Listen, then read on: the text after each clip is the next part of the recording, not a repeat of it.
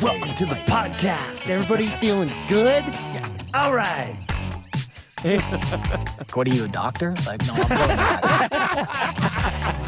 back. I'm coming back. I can promise you that. Just, reinforce it. I'm coming back. Welcome to Puck Around and Pot Out, featuring the mullet, the little monster, and Mr. Mustang. I don't know. I think it's just that I'm next to you on this broadcast, and it makes me look pale. And you're. I've had friends. I've had vampire friends before. It's been a while since I've had one, so it's nice to have you back in my life. So you only see the moon. What are you going to do with all the acorns that you have stored in your cheeks? Are you going to eat them before summertime comes, or what's going to happen? I'll be sure to spit some in my hand and drop them down to you, my little vampire buddy. Do we want to start with the 7-hour de-icing fiasco? That's what I want to start with. Yeah. Okay. I want people to fully understand exactly what happened the day before we played Winnipeg. So I'll tell it. Please do. We took a bus to the airport at 10:30 in the morning. Leaving the hotel at 10:30. We were there by about 10:55. Got on the plane by 11:05. Everything's normal. It is Seattle. They don't see very much snow. It was snowing. The visibility was horrible. So they call it the Viz. Yeah, they call it the Viz. We call it the Viz. The Viz. Yeah, in the business they call it the Viz. In the weather business. So the Seattle airport is backed up. Flights aren't coming in. Flights aren't going out. The visibility is shit. People are, it's weird. Well, on the particular plane that we fly on, this is per the pilot, we can only use de-icer number 4. They have de-icer number 1, 2, 3, 4. We can only use de-icer number 4. It's a combo of de-icer 1 and 4. That's what we needed. They did not have readily available 4 at the airport we were flying out of. Correct. And the only way to get that was from the real airport, where there was 100 planes lined up waiting for the exact same thing. So while we're waiting for de-icer number 4, he's also telling us that we need at least 2 miles of visibility or we can't take off. So I said, it's going to be like 40, 45 minutes. We're like, all right, no problem. We'll sit, we'll chill, get something to eat, da-da-da-da-da. That 45 minutes, he came back on. He said, it's looking more like it's going to be another hour. Okay, so now we're an hour and 45, 2 hours into sitting on the tarmac. This goes on for 7.5 hours. Remember what happened at hour 4? Cards? The de-icer, the de-icing truck showed up, but then ran out of gas. So I think they may have had to either tow it back, or it was so low on gas they had just enough to get back to refill with gas and then come back to us to de-ice. It went from depression to anger to laughing. We were on the tarmac so long. I mean, we ended up playing three full games of cards. Riker's dying. Oh, he's sick my too. Goodness. I'm sick too. He's sick. I am a bill of health. Well, you don't look it. You look like you haven't seen the sun since March of '87. Don't look here. Step outside. Look here. Look at the eyes. Don't look at the skin. Look at the eyes. I know. I have a raccoon that crawls on my roof every night. I recognize it. So anyway, we sat on the plane for 7.5, 8 hours before we flew into Winnipeg, which we didn't land until 11:30. So by the time we get to the hotel, it's midnight. So we had eaten the plane completely off of food before we took off. Yeah. We'd been there for 7 hours. They ordered pizza to the plane because everybody was starting to look at each other like they may take a bite out of somebody's arm. And Kiefer was getting real weird over in the corner. We decided it was going to be Kobe. Kobe is one of our younger guys on the Avalanche, social media team. And he was like walking around. He goes, "Why is everyone looking at me?" We're like, "Kobe, have you seen Alive?" Yeah. On the tarmac. You've got some plumpness right here. We're going in 8 hours. We're about ready to carve up old Kobe. But that's where everybody got sick. I guarantee it. I got sick. Riker sounds like he's sick. A bunch of the guys via Twitter. Riker wasn't even on the trip. I know, but he's sick. Are you sick, Riker? No, I'm he hasn't gotten the sauna on Riker's Ranch yet. That's why he needs to sweat out. I'm in my Johnny, prime. it's good to see you in the old haunt, buddy. Yeah, it feels pretty good. I got to be honest with you. It does feel pretty good to be back here. Kiefer, so the beard's still cooking. Hey, are we recording yet?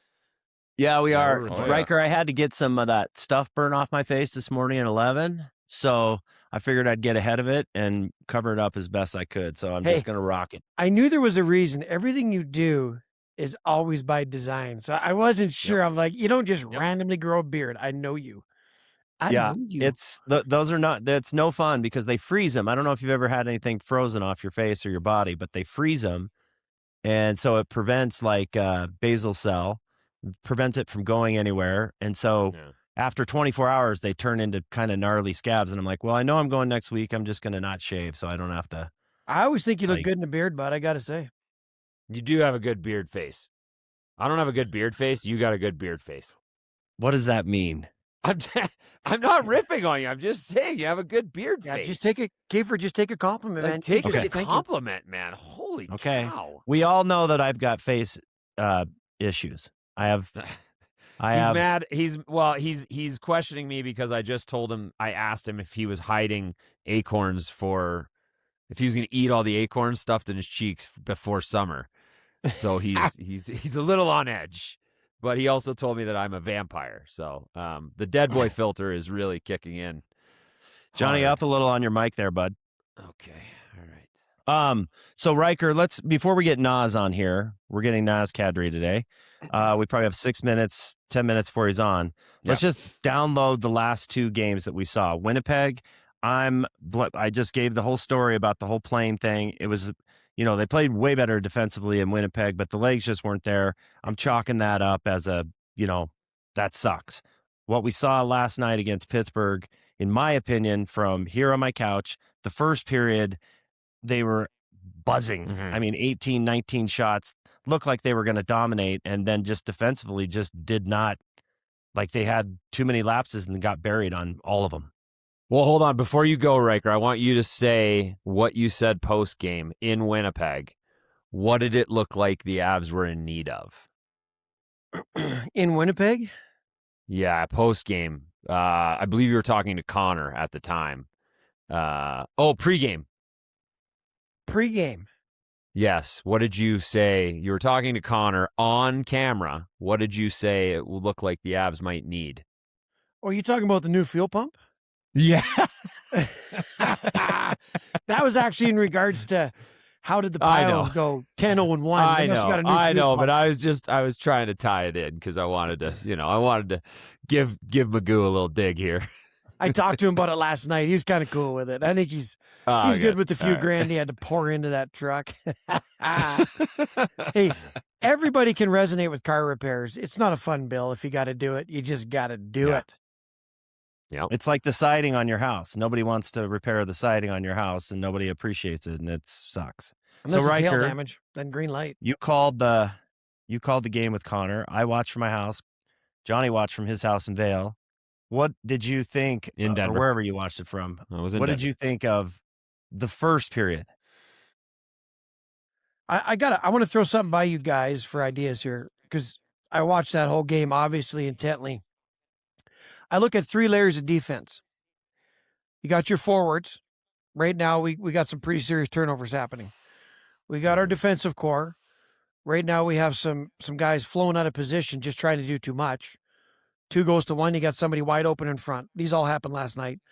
And then 3, you got your goaltending. Goaltending's just not sharp. Now, to win hockey games, you can maybe afford to have one of those, not firing on all cylinders. Like if the forwards are creating turnovers, you got to have great D and great goaltending. But last night, all 3 were at fault, and there's just no way.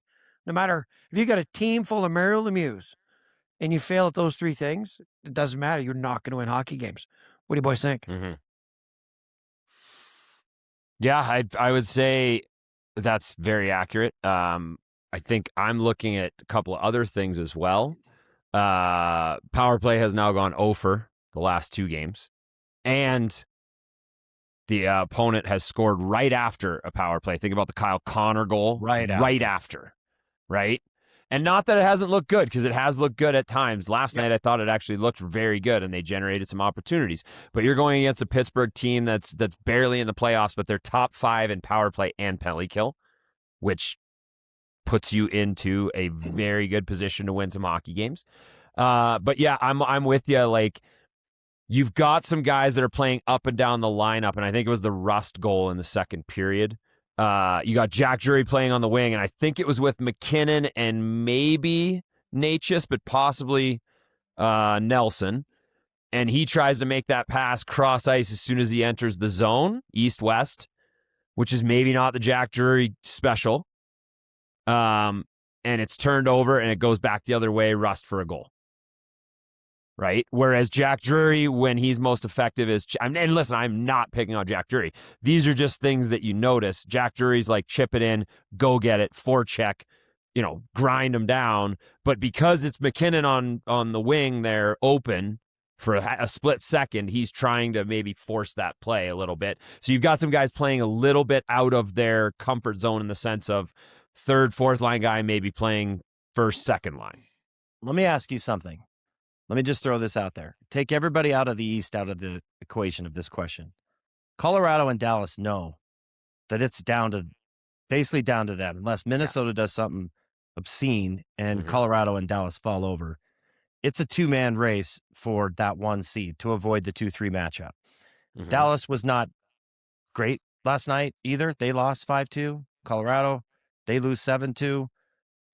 It was thrown out there. Johnny, maybe you said it to me last night that maybe they're looking past everything. They're just looking to this game on Wednesday. Is it possible that they're doing that? That both teams are guilty of maybe just this matchup on Wednesday? I could see it being a possibility where right? I don't. There's been too many games of defensive lapses for me to think that the Dallas game has been the focal point. Like, just uncanny errors. You guys, to me, it's a little bit of mental fog. It's a brawl of a season, and they are just 1% let their mental guard down. Now, here's a thought. You get Kadri, which is such a big boost. There's a possibility that guys kind of relaxed a little bit. Like, hey, our team is so good now, we don't really have to go 110. We can just go 102. And you just let off the gas a tiny bit. And those mistakes bite you. It's just tiny bit of mental soup. That's all it is. Fixable. They'll get it fixed. But, I mean, man, the mental game is the most challenging for any athlete in any sport. To keep the nugget rocking is a tough go. Yeah, the old mental soup. The mental soup, baby. Soup. Hey, speaking of soup, was there was no Mount McGee last night or no? Yeah. He's getting better, man. I'll tell you what, he's coming around.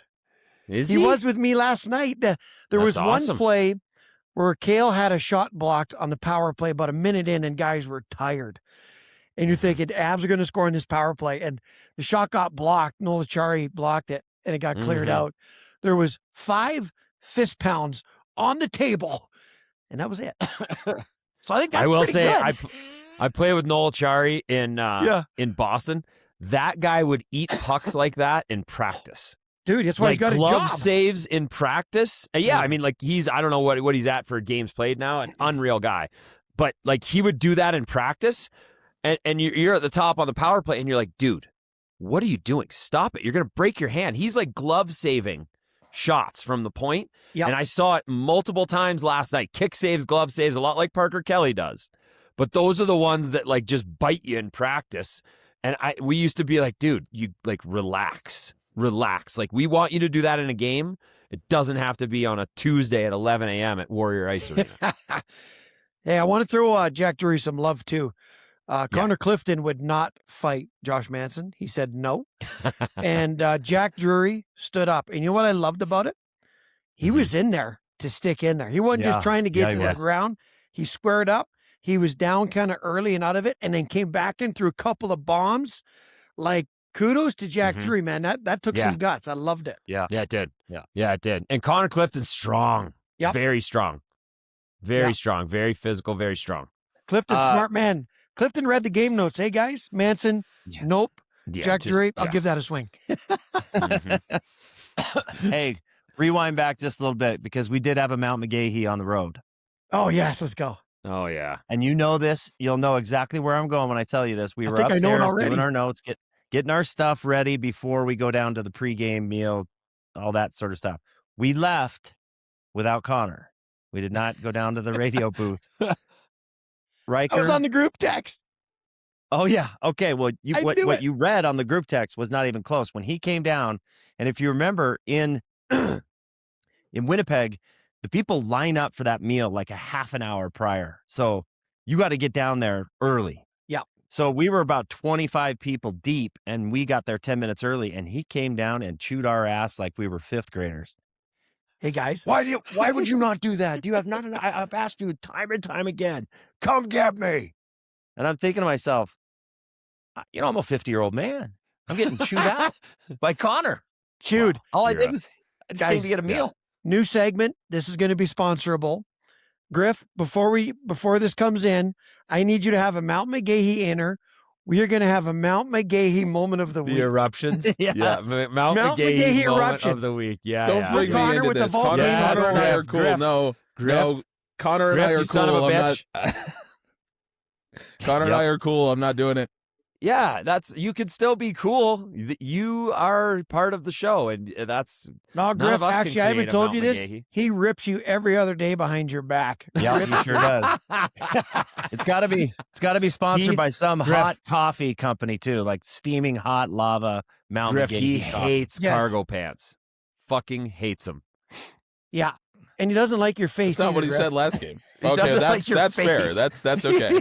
Yeah, doesn't like. Not gonna hold that against him. Oh my god! The Mount McGahey segment sponsored by somebody. That's okay, so do you have finish 5 questions ready to rock? Sorry, go ahead, Ray. I do have my 5 questions ready to rock. I asked Dana. I asked Dana all 5. She was not impressed, to say the least. Well, that's good.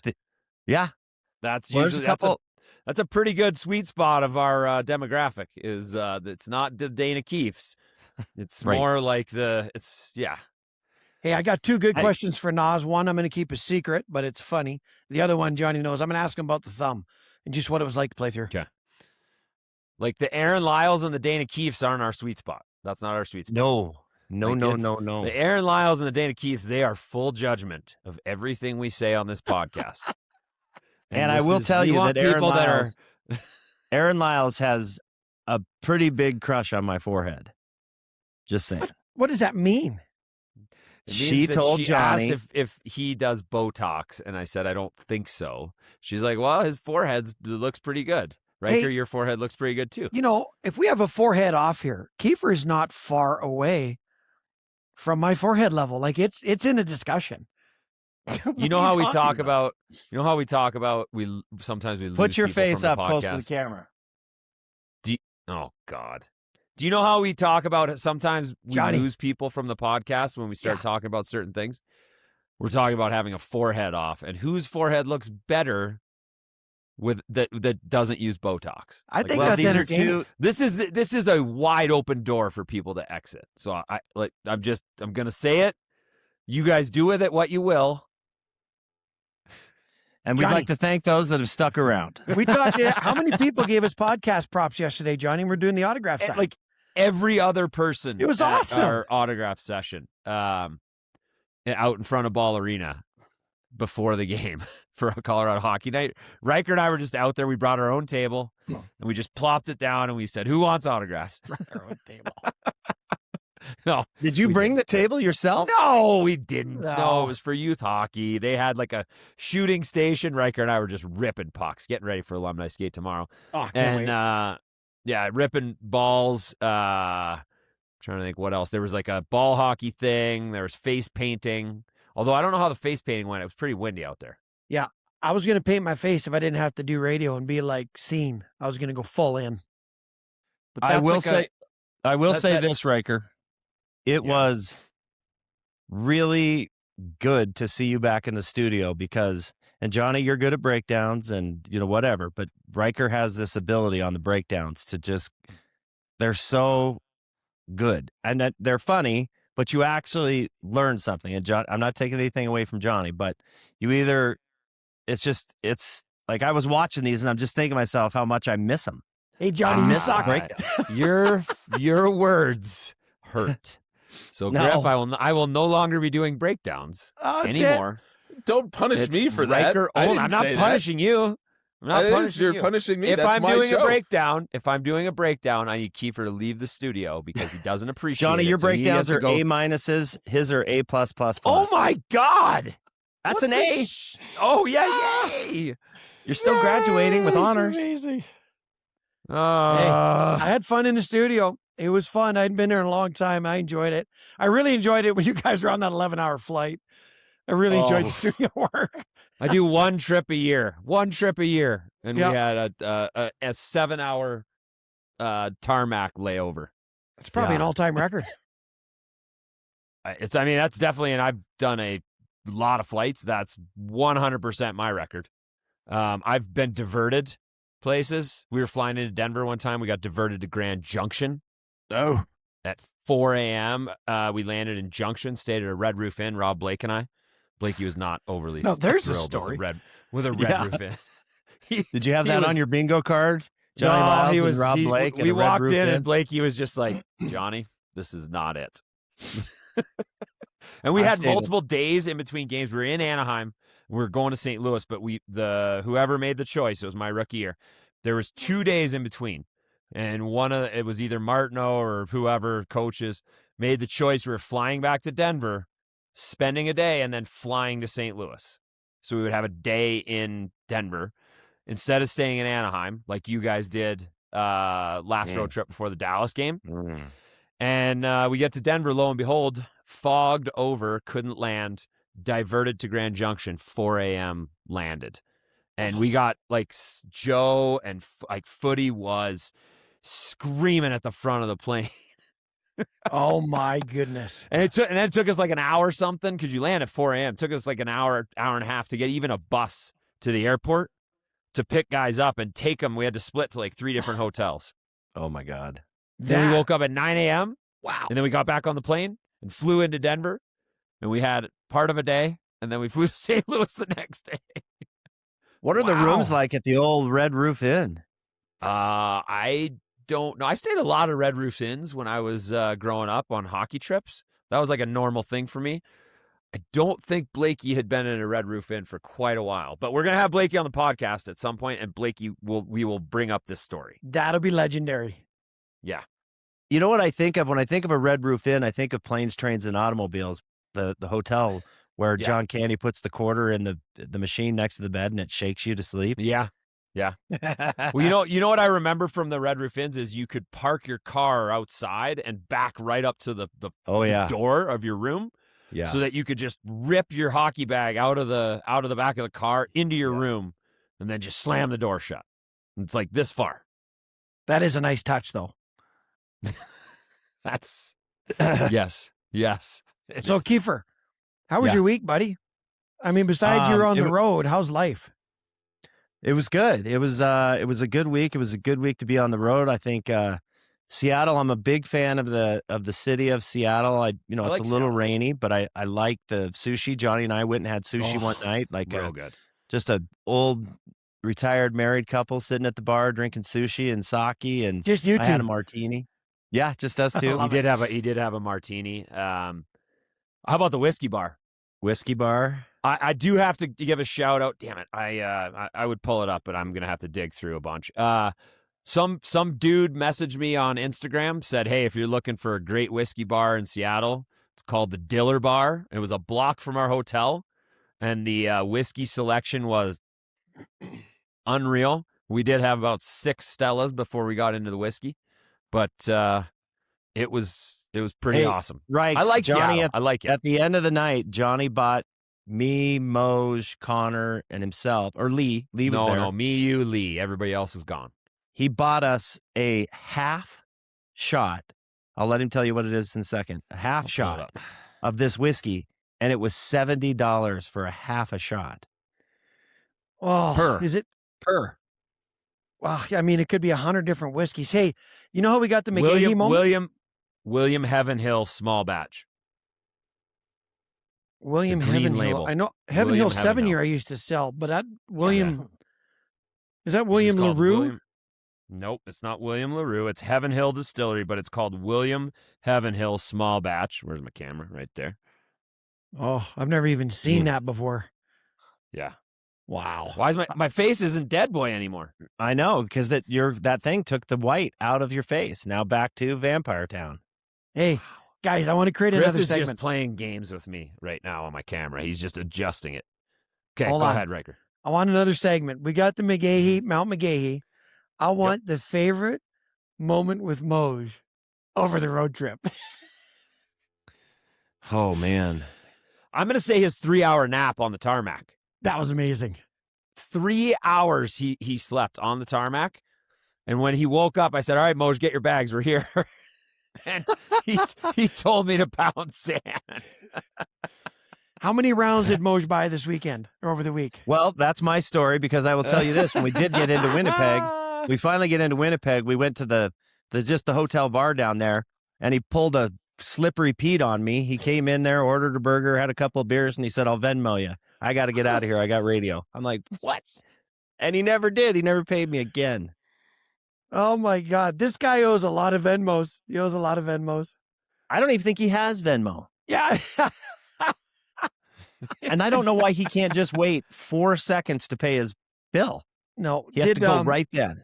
Now, did he eat with the awesome. team, or was it just a bunch of just sandwiches out of shops? Did he have a couple meals with the boys? One or two. You know, everything is surrounding that nap. And I broke it down for Moj.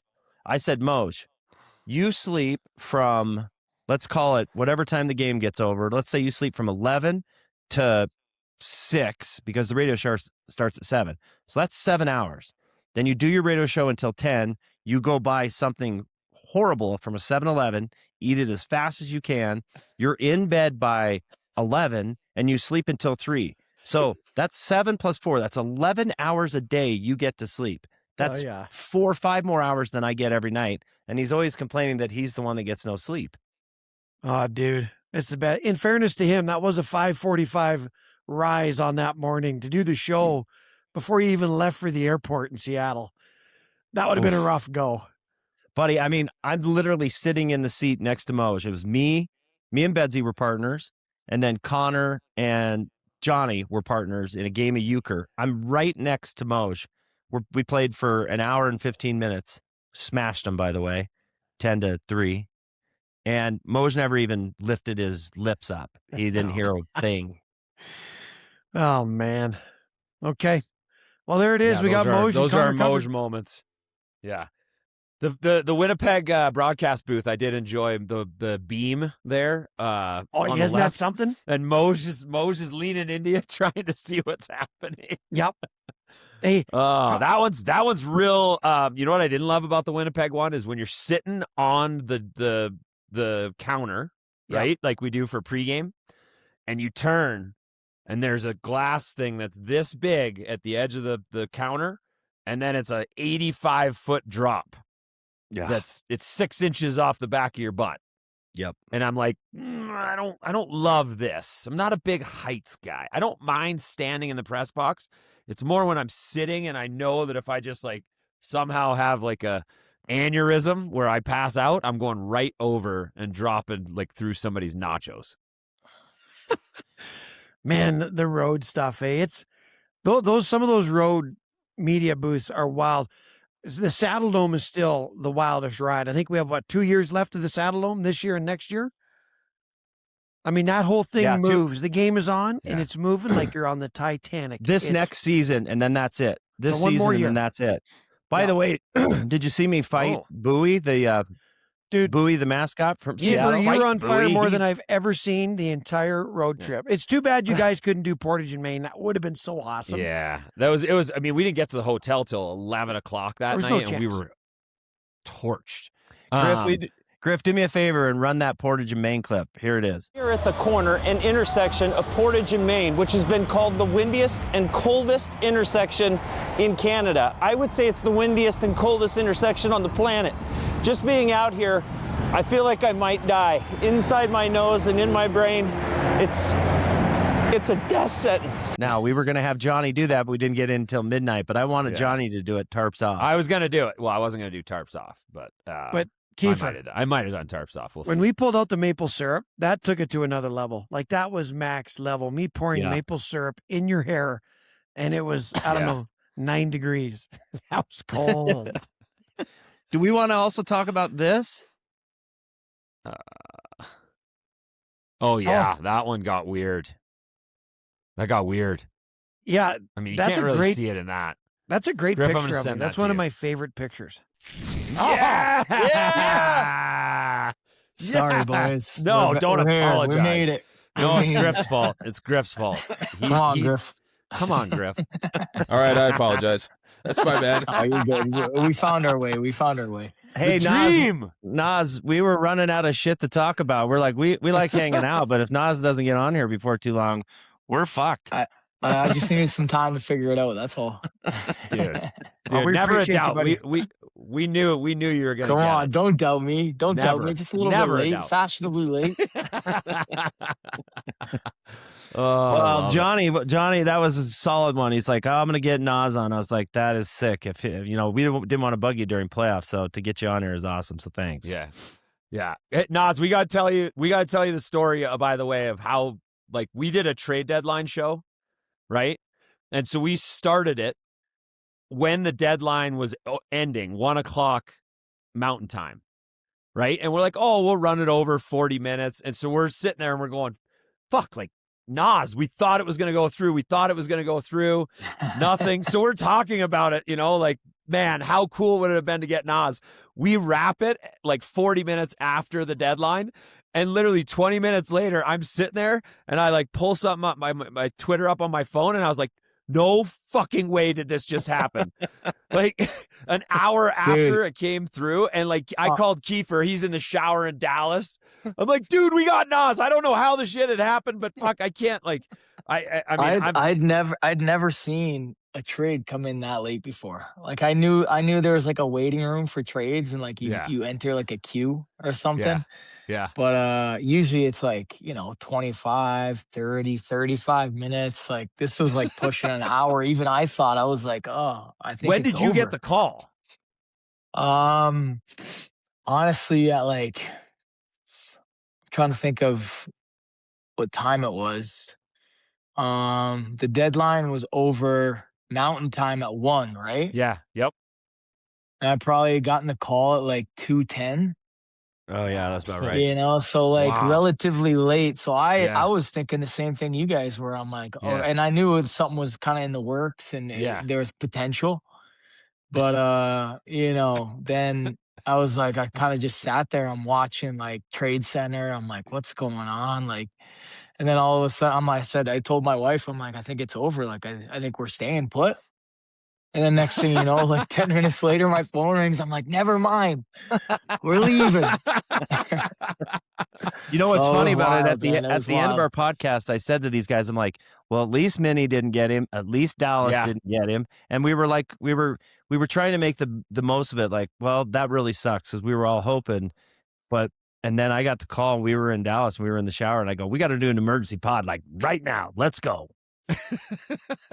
Well, hey, boys, it's a pleasure to join you. Oh, it's so good. All right, Nas, we always start this podcast off with 5 questions that are really stupid. I read them all to my wife, and she thought they were really dumb. But you got to have an open mind and be ready to rock from the get-go. Not too much thinking. So here we go. I'm ready, man. I'm ready. All right. What's one song you know all the words to, or what's your go-to karaoke song? Oof. I mean, I'm a big Queen fan, so I'd have to say maybe Bohemian Rhapsody. Ooh, I like it. Legendary tune. Classic. Classic. If I really want to get into it, that's a long song too. Yeah, you're up on stage for a while. What's the best wedding you've ever been to, or your best memory from a wedding, not your own, that you can remember? That you can remember. Right. You have to remember it. You can't black out. Yeah, that gives you an indication of what this podcast is, because the 3 of us don't remember any weddings. I mean, I think a wedding is a celebration, right? It's not out of the ordinary to have a good time. So, I'd probably have to say, and to give my buddy Dion Phaneuf a shout out. He had a nice wedding early on in my career. You know, I was there. Solo dolo. Yeah, you were there. You were solo. Yeah, how about PEI. us? Yeah, PEI, just hammering oysters all night. Unbelievable. How about us ordering like 30 Domino's pizzas back to the hotel after the wedding in the lobby, just sitting there waiting for us? That was definitely a night to remember. So shout out to Dion because that was epic. It was unbelievable. Where was it? That was that's what we like to call an NHL wedding. Yeah. Where was the wedding? In Calgary or? No, it was in PEI, Prince Edward Island. So it was right on the island in the summertime. Beautiful weather. It was a beautiful day. Yeah, it was solid. What was your first car? My first car ever? Ever. Oh, I mean, God, I think it was some sort of truck, pickup truck. I don't remember the exact detail, but it was a truck. Back in London? Yeah, back in London, yeah. 2 tailpipes, 1 tailpipe. I think it was 1. Yeah, that's the keeper special. That's the keeper special. One tailpipe. Did you ever go to prom? And if you did, do you remember who you went with? Yep, I went. And, I do remember who I went with, of course. Yeah, that was a good time too. I mean, weddings and proms, I guess. Yeah, it's all kind of similar, but that was a long time ago, so that's vividly for sure. I'll give you a break on that one. Okay. What's one of the best chirps you've ever heard or given in a hockey game?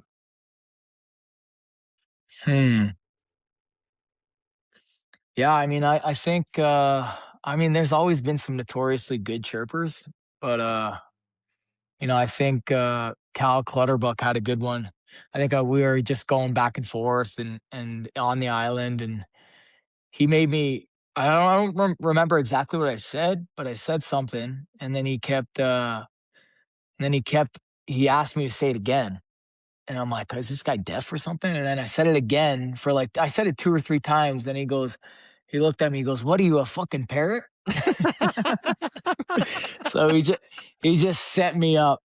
He just set me up. So really he could hear my chirp, but he just wanted me to redo it so he'd call me a parrot. I don't know. I found it pretty funny. Last one. You have to successfully complete one of these, or you owe me, Johnny, and Riker each $10,000. Which one of these do you choose to complete? A 40-yard field goal made, a 10-minute comedy stand-up in front of a full venue, and people have to laugh, or you skip instead of walk every day for an entire day, and it's a game day. I mean, honestly, I think this is a pretty easy one.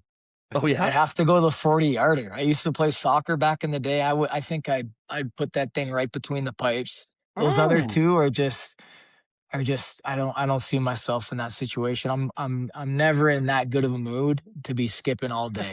So definitely hard pass on that one. I like comedy, but I'll take the 40-yarder. All right. College game day. Nas on college game day. Boys, I got a good starter for Nas here, and it's good because we probably get to rip on Johnny. So Nas, I played with Johnny with the Avs, and I was never like cool enough to be in the Johnny clique, even though Johnny was a little younger than me. So what was it like for you in Toronto? You're a 20-year-old rookie.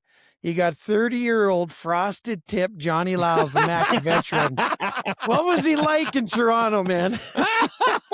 Dude, he was great.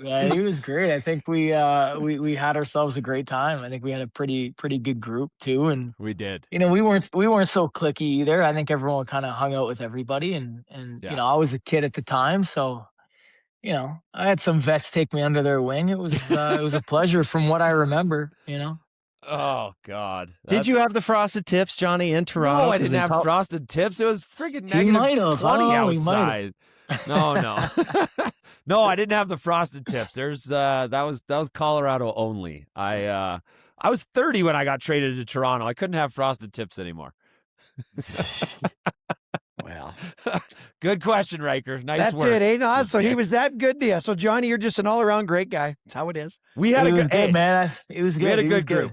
We had a good group. We had a lot of fun. That was a It was a good group that we had. Like, I mean, you look back on like those teams. I mean, Bozy, like Dion.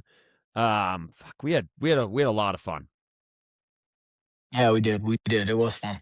Yeah. I will say this about Johnny, and he had to have been a great teammate to go on the road with, because if there is one guy that knows more restaurants in every city, it's Johnny Liles. He knows the best restaurants. He knows where to go, what to do. I mean, it's amazing. Your memory is amazing, Johnny.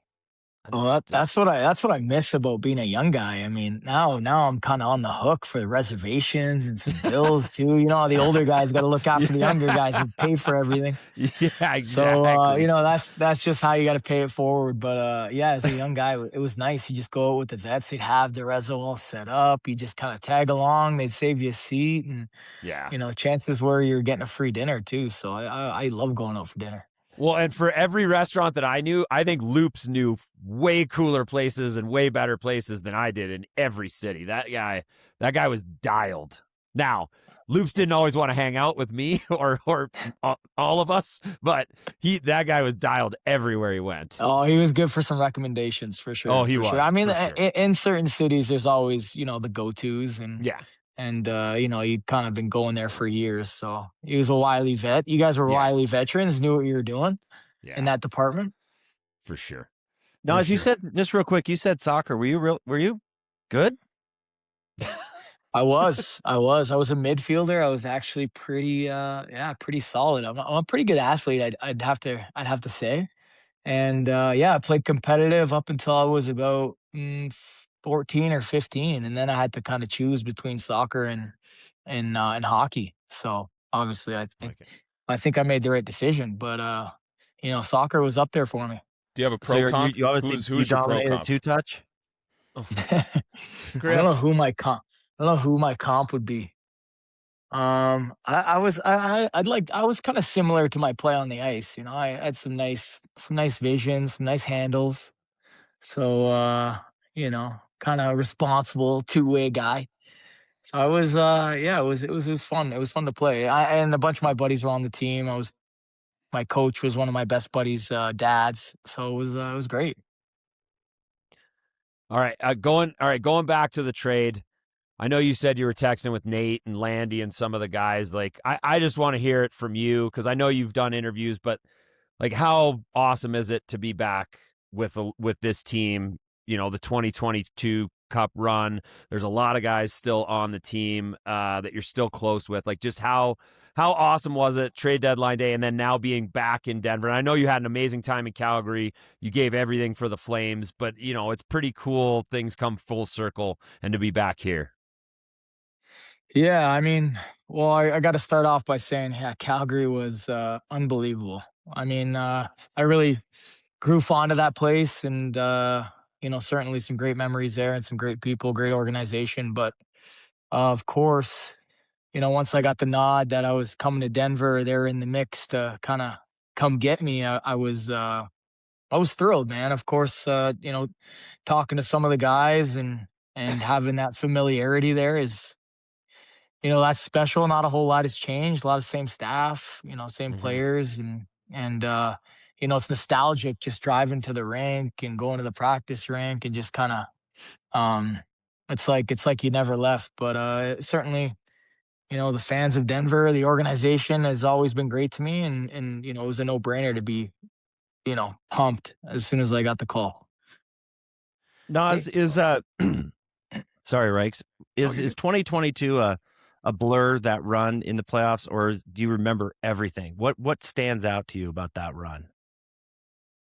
Yeah, so it was nice for me because you know, obviously I had been in the league for a little while before we kind of went on that run, and you know, I knew how hard it was to get there. You know, it's not like I was a young guy. I hear all about these stories that like guys win it in their first year, second year, and they think, you know, that's like the norm. But you know, I was 10 years in, probably 10 years into my career, 30 years old. I understand how hard it was to get there, and that you know, that opportunity shouldn't be taken lightly. So, you know, for me, I remember everything because I just really made an effort to, soak in the anthems when I was standing on the bench, and just the atmospheres of the road buildings and everything that came with it. So I was, I was fortunate that had taken place in that part of my career. Now, as this plays into the broken thumb, now I broke my thumb in college. I couldn't grip a stick for a month. You came back in 2 weeks with pins. Just tell us how much pain you actually had to play through to work with that thumb. Yeah, it was terrible. It was terrible. I don't even know how I did it. I swear to God. I obviously I was determined. It was like an 8-9 week recovery, and I was back in 2. So the doctor had told me, and I remember him telling me, and I think I might have been on some morphine at the time, but he was like, you ain't coming back. Like, it's probably not looking good. I'm like, oh, no. Like, what are you, a doctor? Like, no, I'm coming back. And I'm like, I'm coming back. I can promise you that. Just, reinforce it. I'm coming back. So, I ended up doing that, and just, I had needed full-time assistance getting dressed. Couldn't even dress myself. Couldn't even tie my skates. Couldn't even tape my stick. So I was, I was getting full-time care and just being babysat, really. Can you just explain who was in charge of getting you dressed? Soko helped me out big time. Oh, so nice. Shout out Soko. These guys are like putting on my cup and like taping my stick, tying my skates like I'm a fourth grader. Yeah, so and that's delicate too. Like especially with the skates, you want it tied a certain way. Yep, you're used to it being tied a certain way. So that was that was difficult for me. What did it look like? Like I'm thinking of like Hellraiser, with the pins through the guys. What did the actual surgery? Yeah. What did it look like? Yeah, it was the metacarpal. It's the base of the thumb, and apparently, I guess I didn't know this, but the hand specialist told me that if you basically chop off your thumb, only like 30 or 40% of your entire hand actually works. So like the functionality of your thumb is like the majority of how your hand operates. So, oh my God, which you never take your thumbs for granted ever again. Well, I certainly won't. But it was by the end of the playoff run, I had literally the pins were like piercing through my skin, and you could see them sticking out of my skin. And then I have the sickest videos and pictures that I'll show you guys one time, and you won't want to eat after. Let's put it that way. Wow, you won't be able to use chopsticks after. So after you win the Stanley Cup and everything, Nas, did the pins come out right away, or they stayed in for another 4 weeks, or how'd that work? No, they were piercing through, so we had to take care of that right away. And I showed up to the surgeon's office and wondering what the next steps were. And he literally just pulled out a set of pliers and tugged on it, put his foot on the medical bed, and started yanking away at the pins on my hand.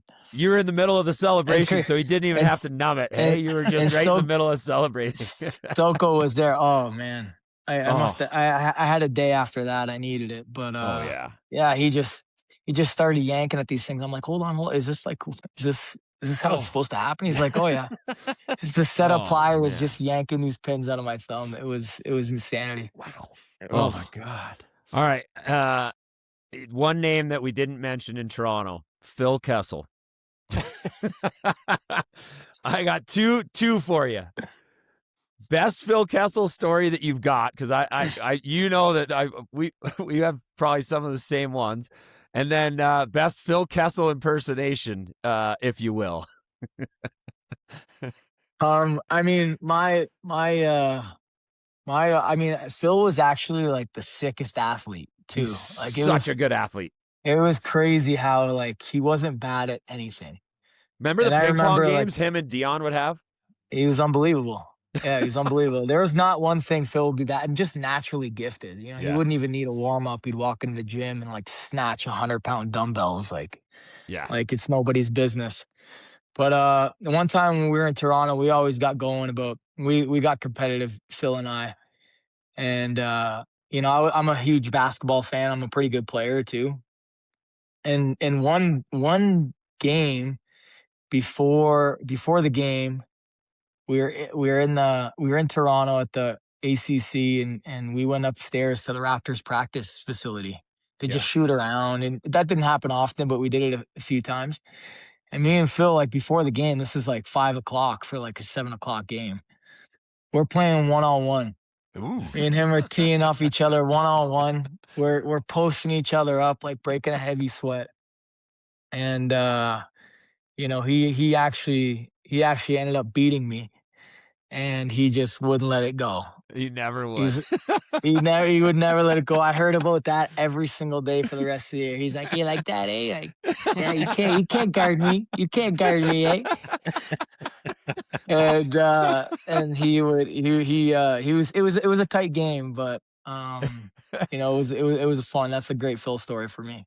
I just go back to the ping pong games with him and Nuff, and like they would set it up in the middle of the room, and Dion would be running all over to return these fucking ping pong balls, and he'd be pouring sweat, and Phil would just stand on the other side. He'd be like, guy, you just got to get it back over the net. And he would just like dink it back over, and Noof would be just fucking pouring sweat out, and he'd be screaming at Phil. In some of those games, I had a front row seat. It was actually fun to watch. Like they were both really good players, and I would just grab a cup of coffee and sit in the room and just watch these guys just tee off on each other. It was actually epic, and it was comedy too. Those guys chirping each other. So nonstop. It was a great way to start my day. Where is Phil now? Is he in Arizona? I think so. Yeah, I think he's in AZ. Yeah. I think he's a pro poker player now. Is that right? I think he's been on the tour. He's always been a big poker fan. Yeah. So. Yeah. Pittsburgh, when he was in Pitt, the guys said that they would see him at the casinos all the time. And yeah. That guy's one of a kind. He's a sicko. He's a sicko. He just loves to compete, man. He's a competitor. I'll give him that. Yeah. Nas, I know you're a huge golfer, that you'd love to play. Where's like a couple of places that you just like that's your spot that you'd love? In the city? Yeah, wherever. Denver, like wherever Colorado? You've traveled. I mean, Toronto, anywhere. Yeah, I mean my favorite. Well, St. George's in Toronto. I got to give a shout out there. I think it just took over the #1 golf course in the country. Yeah, that's sick. So I really enjoy playing there. There's a lot of great places to play out east, but I mean here, Castle Pines. I really love Castle Pines. Sanctuary is one of my favorites. Actually, getting out there. Probably one of my favorite golf courses I've ever played would be like Shadow Creek in Vegas. Oh yeah, nice. Shadow went there on an off day in Vegas, and that place is immaculate. It is absurd. So that's definitely a #1 for me. It's a little sanctuary, right? But it's got a lot of water. That's like all the water. Yeah, it's tough. It's tough track. So Johnny, when we were in wherever we were, Winnipeg or Seattle, this last trip, we had asked, I think it was Brock Nelson, it was the Players Championship. If you had to pick one guy on the team to take a 130-yard shot on 17 at the Players, who would you pick to take that shot? And you could pick yourself. I mean, he's got. You guys are putting me in a tough spot because I think I'm going with myself all day long. I love it because that's usually my yardage. I'm a short game player too. Like that's what I pride myself on. So, but I mean, if it wasn't me, somebody on the team. Yeah. I mean, Nate Dogg's pretty nice too. I haven't seen some guys play, but Nate's a good player. But he's a long ball hitter. I don't know if his short game. His short game is probably not where he wants it to be, but I'll take the dog. He's got ice in his veins. I'll take the dog. Nas, you like playing with Liles, or does he drive you bananas that he never misses the damn fairway? Yeah, Johnny's nice too. He's nice with it too. He plays way too much golf though. Way too much golf. Yep.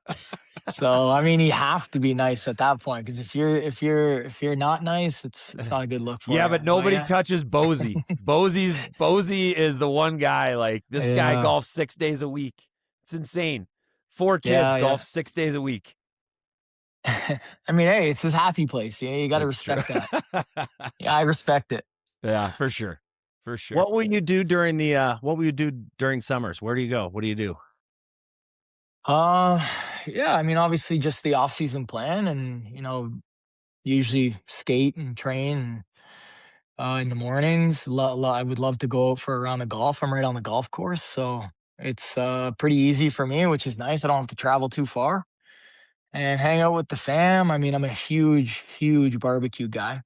So I love firing the grill up and making just about anything under the sun. Smoker, grill, like pellet grill, like what do you No, rock? it's a grill. It's a grill. It's a nice Weber grill. I mean, I got like an elevated patio that kind of looks over like my property, so it's vibes out there, nice vibes.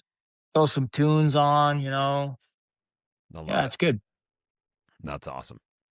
All right. Any other ones? Because we kept Nas here a good 30 minutes, which is what we promised. Nas, you rock, buddy. Thanks for coming. You're good, boys. You're good. Anytime, man. Bro. Anytime. It's a pleasure. We'll see you guys around, huh? The Phil Kessel stuff is off. It's so funny. I mean, you could tell stories about Phil all day. He's like, and the thing is like he's unreal in the room. Like he's so funny and so like Nas nailed it. Like if he beats you, he will give it to you for months. Yeah. But the fact that they're playing one-on-one on a game day at the ACC is hilarious. Well, and they were competitive. Like it wasn't a game. No, like Phil doesn't take shit lightly and neither does Nas, right? That by the way, that question to Nas when he was 20, like that could have gone sideways real quick. He opted to not go there. I thought it was going to go somewhere. I was like, all right, God, whatever you want to do. No, it was. We had a good group. We had such a good group of dudes, and we had a lot of fun. Yeah, it was. Hey, I set it up for a Shred Johnny moment. He took the high road. Yeah. No, I know. That's too bad. We could have kept him on for like an hour just asking questions about just Toronto and friggin' coming back and like. I don't know. He's awesome. And he doesn't hold back either. That's the beauty of it, right? Yeah. It's not like, hey, at the deadline, I'm pumped. He's like obviously pumped, but he's like, listen, they wanted me, they came and got me, and I am thrilled to be here. I'm going to give everything I got. And it's like, that's the swag that Nas brings, right? And he's confident. I asked him in the locker room, I said, if you could pick anybody in this room to ref a game, if we had to give a ref, he's like, me. Right there, I just asked him if you had to take a shot at 17, I'd pick me, right? Like, he was a good soccer player, good basketball player, good athlete. Like, he's the kind of guy you want on your team in big moments, right? Like, he wants the puck. When he talked about Phil, like, snatching a 100-pound dumbbell, I honestly, Kiefer, I thought you were going to be like, yeah, like, it seemed like you were going to jump in and say, that's pretty much how I operate in the gym. I let him have his moment. You held off. Like, I could tell you were like, hey, I'll say, like, Johnny, you're a confident guy. Kiefer, you're a confident guy. I am as well. Nas is the most confident human I know. But what's beautiful about him, it's like, it's not arrogant. It's just belief in himself. And it's such a powerful thing that I wish I had more of that when I was playing. Just that sheer belief in yourself. It's incredible. Yeah. Yeah. Well, there's a certain degree of confidence you'd have to have those pins in your thumb, get a 2-month diagnosis from a doctor, and still say, I'm worth having on the ice. That most people wouldn't even think, like, they'd just be like, hey, there's someone out there that's better than me. I can barely use my hand. And he's like, no, he didn't even mention about doubting. He's like on morphine, whatever. He's like, I'm going to be out there. Yeah. Came back and had the game winner in Game 4 against Tampa. What are you, a doctor? Hey, I'm gonna say that all the time now. Those clips are we're gonna be on set. Yeah. We're gonna be on set. Stuff is gonna drive the fans bananas. Like, they're gonna be like, I'm wow. I was also gonna say, which I didn't say, but one of our friends, I won't say her name, but her dad did the surgery for Nas. Mm-hmm. Yeah, and he was like, nah, he's not coming back. And I was like, oh, that sucks. He scores the OT winner. Yeah. Kadri inside the circle. Kadri! Where's the puck? How did that not go in? It did. It did go in. It did? It did.